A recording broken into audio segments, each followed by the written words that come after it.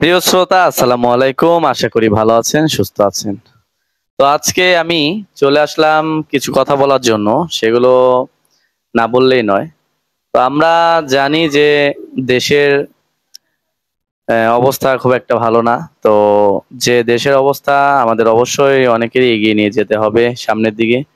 তো প্রত্যেকটা মানুষেরই আলাদা আলাদা একটা মত থাকে। তো আমি সেই মত থেকে আপনাদেরকে বলতে চাচ্ছি যে আমাদের দেশ যদি এগিয়ে নিয়ে যেতে হয়, তো অবশ্যই আমাদের প্রথমে চেষ্টা করতে হবে এবং চিন্তা করতে হবে দেশকে কিভাবে প্রশাসন এবং দেশকে কিভাবে সুন্দর আইনের ভিতরে এবং সুন্দর একটা নিয়মের ভিতরে আনা যায়।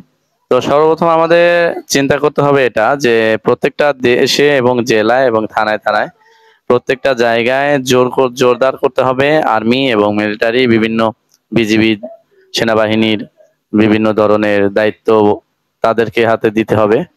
তো তারপরেও প্রশাসন তাদের কাজ করবে, কিন্তু দেখতে হবে যেন কোনো ধরনের অনিয়ম না হয়।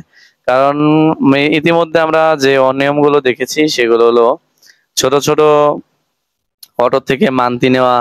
মান্তি বলে আমি মনে করি যে এগুলো কি আছে কিনা আদতেও নেই, এটা জানা নেই। তো আমাদের বিভিন্ন জায়গায় দিতে হয়। আর চাঁদাবাজি, সেটা তো রাস্তাঘাটে অবশ্যই আছে। তো এগুলো এখন নেই বললেই চলে, আশা করি এরকমই থাকা উচিত।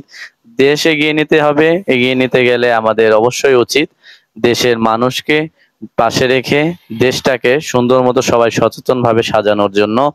তো আশা করি সকলেই ভালো থাকবেন এবং সকলেই আমার ইউটিউব চ্যানেলের সাথে থাকবেন।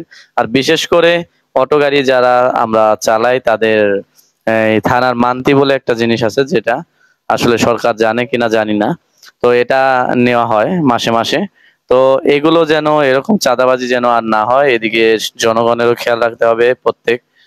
আর আমি মনে করি যে দেশ চালানো উচিত আমাদের সরকারের যে আইন শৃঙ্খলা বাহিনী আছে তাদের দিয়ে, কোনো নেতা দিয়ে দেশ চালানো উচিত নয়। তো আশা করি আপনারা এগুলো মেনে চলবেন এবং কি আমার কথাগুলো অবশ্যই দৃষ্টান্তমূলক দেখবেন।